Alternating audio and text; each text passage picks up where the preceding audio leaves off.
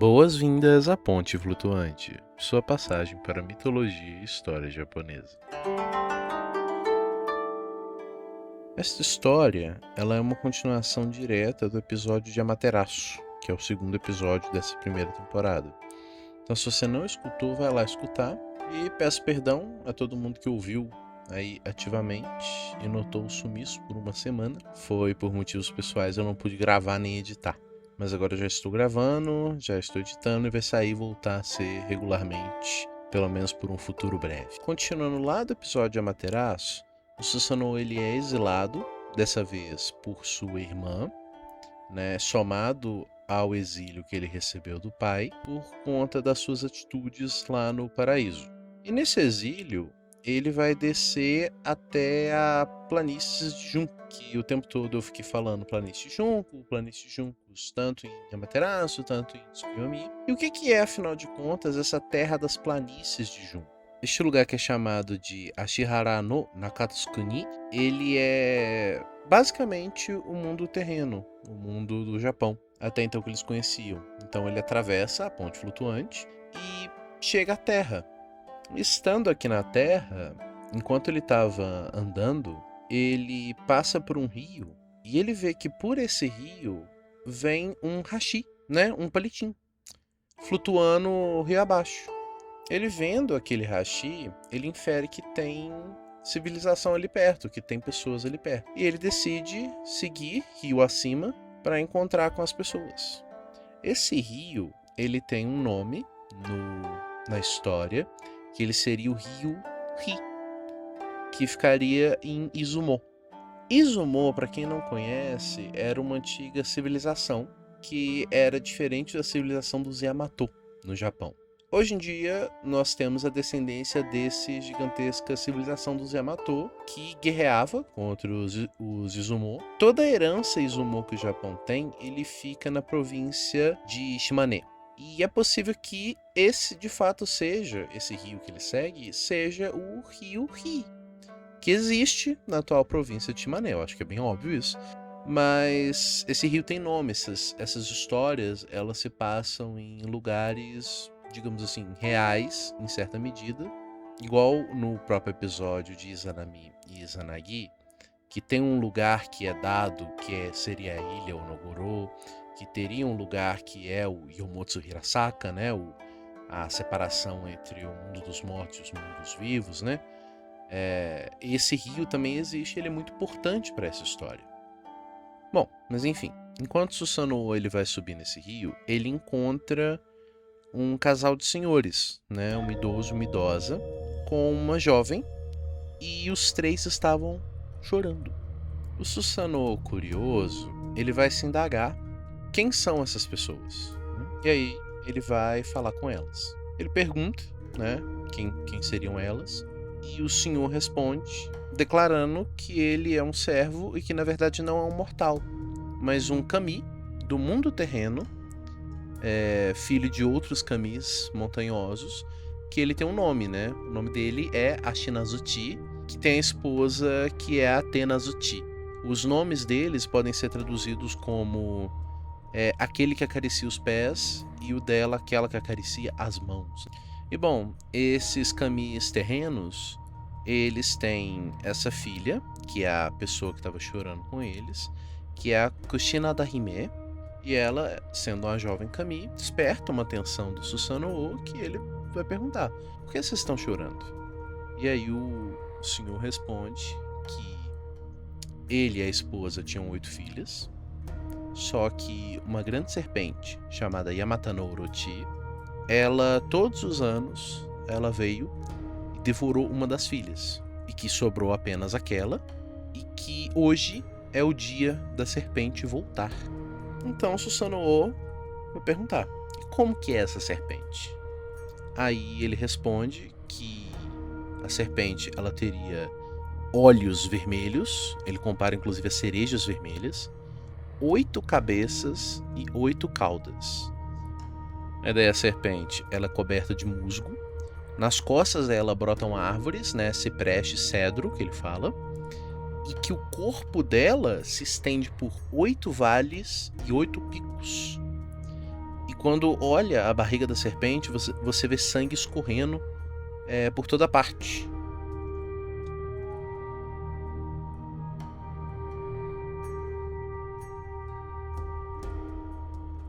Aí o Susanoo, em resposta a isso, ele vai fazer um pedido um pouco audacioso, que é: você me daria a sua filha?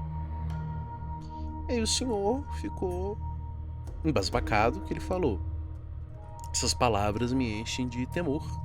Mas que, vendo que ali na frente do senhor estaria um Kami dos céus, ele decide perguntar qual era o nome de Susanoo. E daí ele responde que ele é irmão mais novo da grande e poderosa Amaterasu e que ele acabou de descer dos céus. E aí o casal de Kamis idosos respondem que isso seria uma grande honra, eles fazem uma grande reverência e que permitiam, né, que a filha se casasse com Susanoo. Ninguém também pediu a opinião da filha sobre isso, vai que ela não queria casar, mas antes que pudesse fazer qualquer coisa, o Susanoo transforma a jovem Kami em um pente sagrado. Um pente desses de colocar no cabelo, tipo que Izanagi usava, né? Que é um estilo muito comum entre homens dessa época. Como se você prendesse duas Maria Chiquinhas, fizesse um loop com elas e prendesse a ponta no início da Maria Chiquinha, né? Fazendo tipo um loop assim. O cabelo desce e depois ele sobe, né? Era um estilo de cabelo muito comum entre homens da época, né? Um cabelo comprido, preso dessa maneira, que às vezes ficava um pente prendendo ali a ponta do cabelo e um laço, né? Não um lacinho de fita, mas uma cordinha prendendo a Maria Chiquinha. Era o estilo que Izanagi usava, tanto que ele vai remover esse laço, esse pente, para poder distrair, né, o exército de mortos no submundo quando ele tá fugindo de Izanami Furiosa, né? Fica aí para quem não viu o primeiro episódio, veja, né? Quer dizer, ouça. Bom, de toda forma ele faz isso, né? Ele transforma ela num pente para poder escondê-la. E aí ele tem um plano para poder matar essa serpente monstruosa. Susanoo, ele pede para que o pessoal faça Nihonshu, faça sake, de uma maneira que ele fique 8 vezes mais forte. Em seguida, ele pede para que faça uma cerca com 8 portões nessa cerca. E em cada portão teria uma plataforma, né? Uma plataforma em casa. Então, 8 plataformas. E em cada plataforma dessa, um barril de saquê. Né? Então, saque 8 vezes mais forte, 8 portões, 8 plataformas, 8 barris de saquê. Para poder esperar a serpente. Isso seria uma armadilha para a serpente, né? A Yamata no Orochi.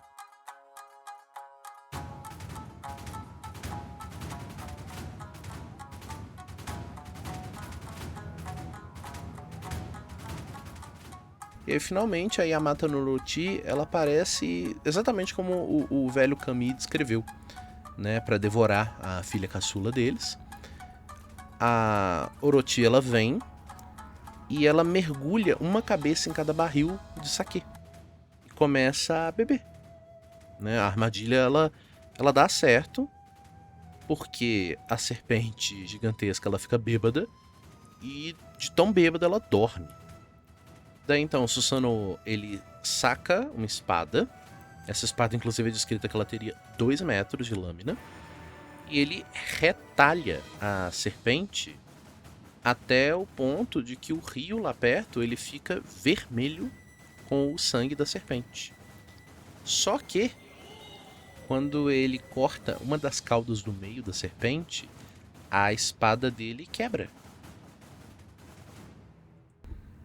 Ele vendo que isso era esquisito, ele pega o restinho da espada que sobrou e abre a cauda da serpente.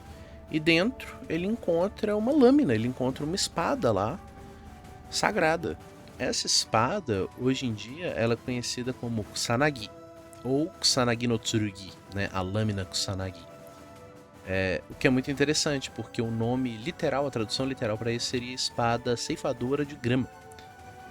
E ela também recebe o nome no Kojiki de Murakumo no Tsurugi. Então seria espada de coletar nuvens do céu. Mas fato é que essa espada, ela tem um simbolismo muito sagrado. Porque quando Susanoo, ele vê a espada, ele entende que ele não merece ficar com ela. Que aquilo ali é sagrado demais para ele. Mas que ele pode presentear aquilo a alguém. A alguém que ele decepcionou. Bom, mas antes disso ele consegue matar a Yamata no Orochi. Inclusive esse nome Orochi seria uma grande serpente, literalmente grande serpente. E ele é muito usado até hoje como um nome ou como uma referência a esta grande serpente. Então por isso que muitos personagens que têm a ver com cobra têm um nome parecido com Orochi ou uma referência a Orochi, ou simplesmente Yamata no Orochi, o nome completo do monstro. Na pronúncia brasileira, por muitas vezes chamam de Orochi ou Orochi também, né? E alguma coisa com referência a cobra ou alguma cultura pop assim em geral pode ter alguma relação com cobras. E a origem, na verdade, é aí, né?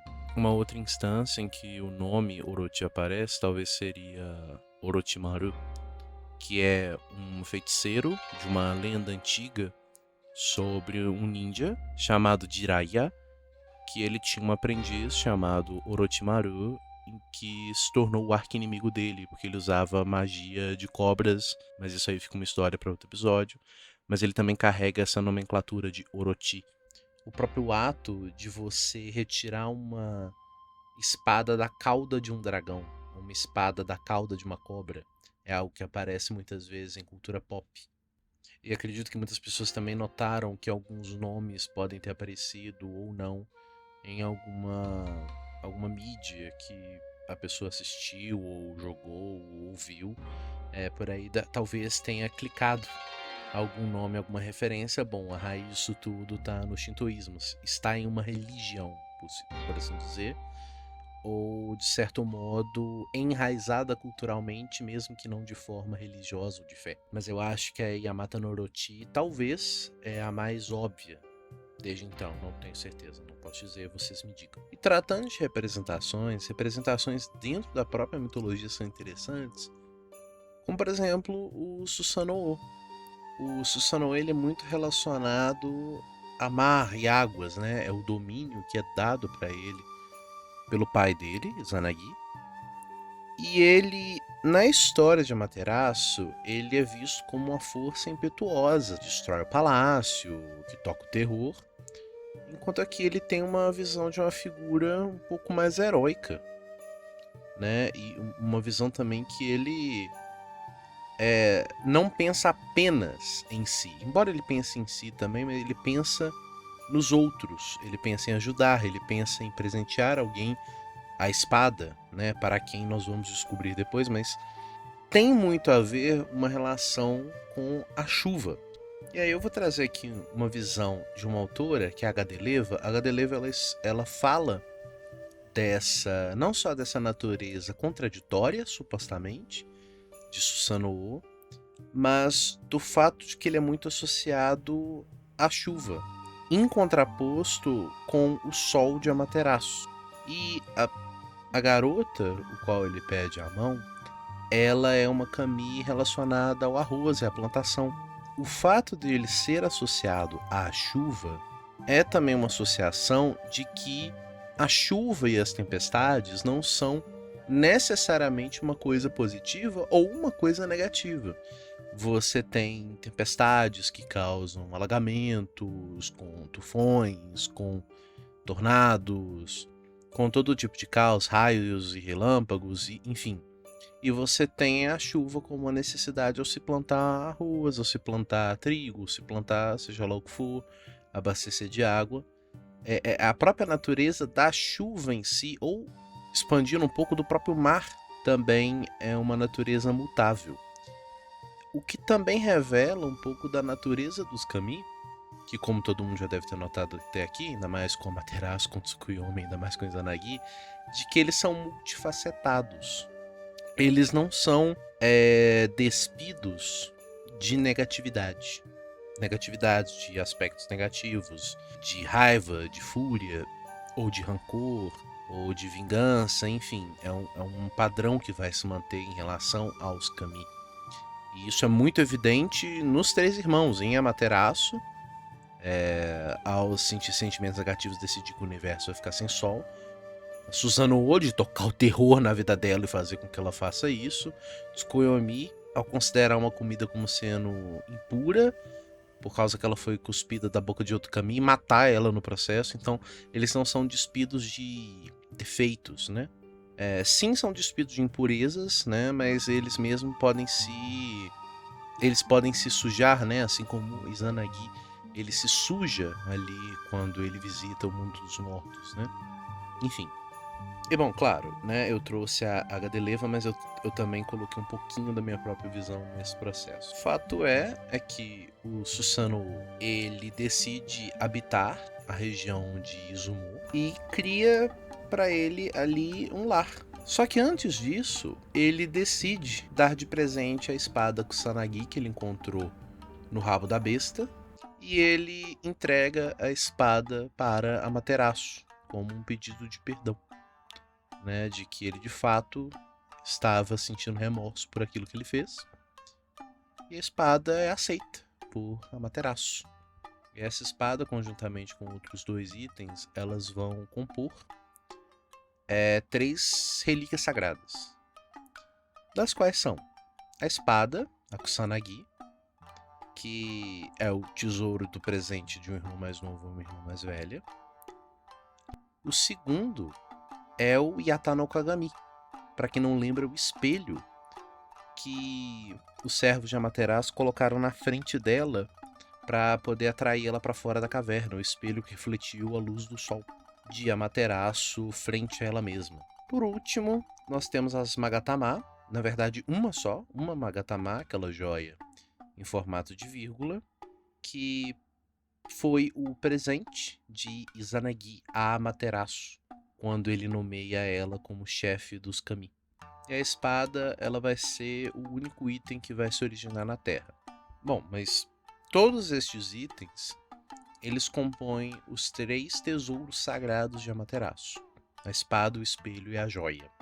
E eu pretendo aqui fazer um episódio porque esses itens, eles vão ser passados para uma futura geração da linhagem de Amaterasu, em específico do neto dela, o Ninigi, que ele vem à Terra e ele gera uma linhagem que é a linhagem real do Japão.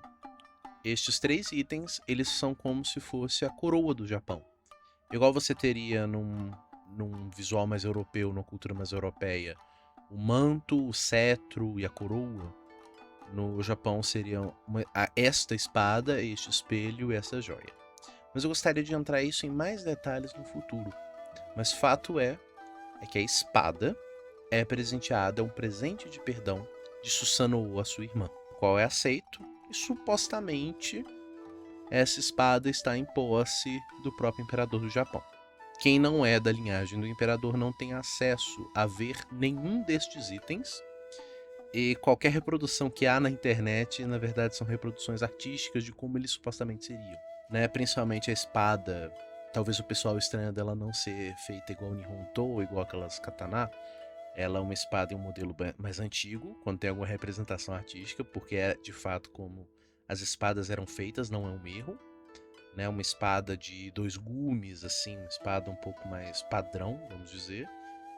Um espelho, ele na verdade é uma chapa, né? Um disco de bronze polido, então uma das faces dele é reflexiva. Por último, a Magatama, que é uma joia feita de alguma pedra preciosa que tem aquele formatinho de vírgula que eu já falei aqui várias vezes. Mas mais detalhes num futuro breve.